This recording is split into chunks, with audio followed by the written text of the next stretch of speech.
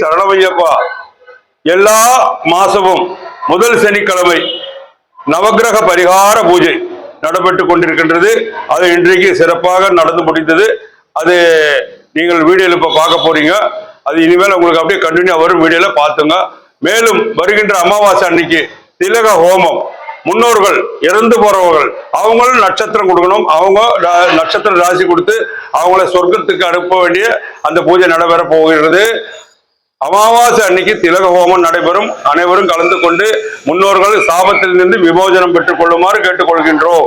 மேலும் ஆயில்ய பூஜை, மூல நட்சத்திரம் ஹனுமானுக்கு வடமாலை சார்த்தி விசேஷ பூஜை நடைபெறும். உத்திர நட்சத்திரம் ஐயப்பனுக்கு பூமூடல் நடைபெறும். எல்லா சிறப்பு பூஜைகளிலும் கலந்து கொண்டு அனைவரும் பகவான் அருளை பெற்று செல்லுமாறு கேட்டுக்கொள்கின்றோம். சுவாமியே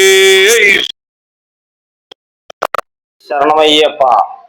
ഈ വരാൻ പോകുന്ന കർക്കിടക മാസം നമ്മളെ വിട്ടുപിരിഞ്ഞിരിക്കുന്ന പിതൃക്കൾക്ക് മോക്ഷപ്രാപ്തിയിലേക്ക് എത്തുന്നതിന് വേണ്ടിയിട്ട് ഭഗവാന്റെ തിരുസന്നിധിയിൽ തിലഹോമം എന്ന് പറഞ്ഞ തിലം എന്ന് പറയുന്നത് എള്ളാണ്.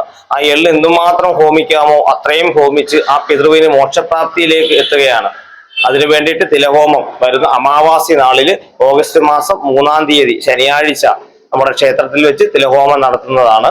അതിലേക്ക് മരിച്ചു പോയിരിക്കുന്ന നമ്മുടെ പിതൃവിനെ, ആ കർമ്മദാതാവിനെ, അദ്ദേഹത്തിനെ അല്ലെങ്കിൽ ആ പിതൃവിനെ, അദ്ദേഹത്തിന്റെ പേരും പിതൃവിന്റെ പേരും മരിച്ച നക്ഷത്രവും, ആ മരിച്ച നക്ഷത്രം നമ്മൾക്കറിയില്ല എങ്കിൽ മഹാവിഷ്ണുവിന്റെ നക്ഷത്രമായിരിക്കുന്ന തിരുവോണം നക്ഷത്രം കൊടുത്തുകൊണ്ട് നമുക്ക് ഈ പൂജയിൽ പങ്കെടുക്കാവുന്നതാണ്.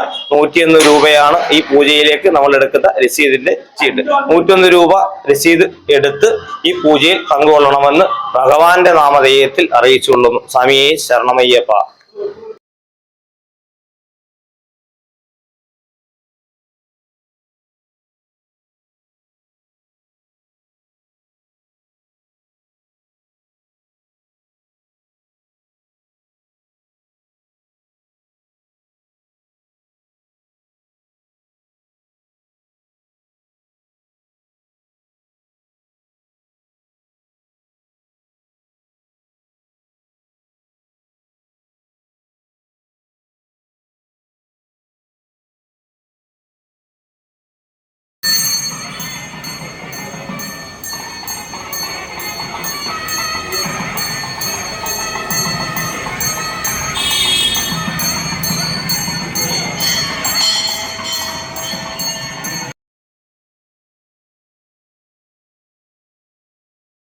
തിരുമുഖകമലം ദക്ഷിണയിൽ കാഴ്ചവെച്ചും